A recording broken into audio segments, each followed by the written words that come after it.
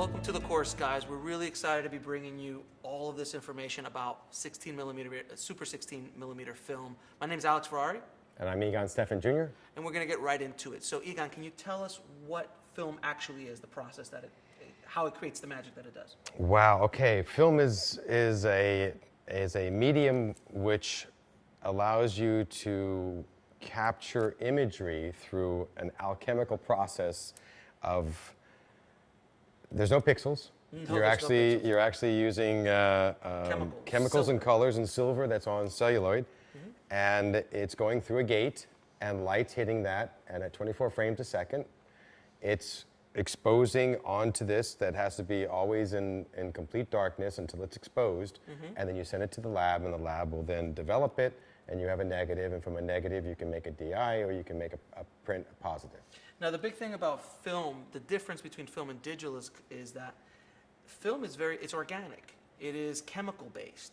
And there's something about film that filmmakers, I think, and a lot of people as well, when you see a film projected in front of you as opposed to a digital image, there's a different emotional reaction to it a lot of times. A lot of people say that might be mumbo jumbo, but to some people, it actually does mean something.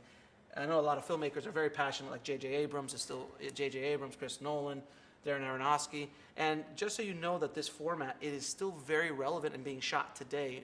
The hit TV show Walking Dead is shot on Super 16.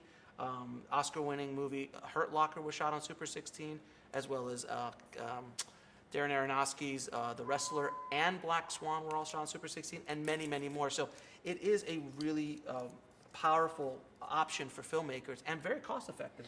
Yes. It's at 36 feet a minute, and one magazine will give you about 11 minutes of running time if you had it continuously running, and it's not a flat medium. I mean, even when the whole concept of the depth of the camera with the way that the gate, which is the pressure plate holds this against the gate. Right. When this is moving, there's some flex. There's a little bit of movement, but that movement has been factored in. In fact, even they're engineering feats, these things. Yes, even to the because there's all these different colors that are on the emulsion side.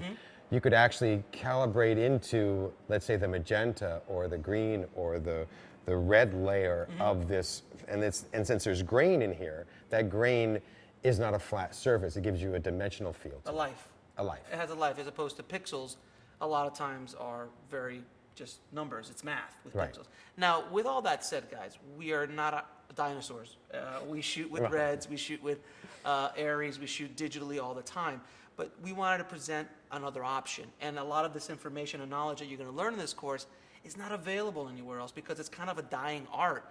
And I've been working with a lot of independent filmmakers that are shooting Super 16 and finding the information on how to shoot it properly, how to get more cost effective, how to get the most out of a camera like this is not around anymore. So, back in the day, you would actually be an apprentice to, because when you were going to do a project, it wasn't just available on your iPhone, and you actually had to go to a place, save up enough money. You knew there was cost of what the film would cost for buying it and for processing it, and then to learn how to manipulate this film to give you the maximum effect that you're looking for. You did test with it. You had to learn the mechanics of the animal, and most of the times you did it either by set with a person that was taking you under their wing, or you would go and work in a rental house or intern at a place to say, how do you put it together and how does it all work and how do the pieces come together?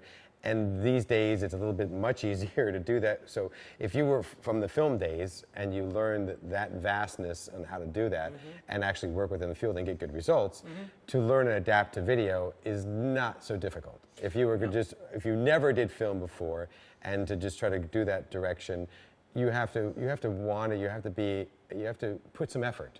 Effort needs to be given. It's just doesn't fall from mana with an app that you can download. I mean, I have 300 apps on my phone. Yes, he does. I adapt to all the changing times and the technology, but still, it doesn't take away from the value that these cameras have had or still do, and the format that you're doing. Seeing that it's cost effective, instead of being 90 feet a minute, you get 36 feet a minute, so you get longer runs. You have actually on the Hurt Locker, the main reason they shot on Super 16 is because of that.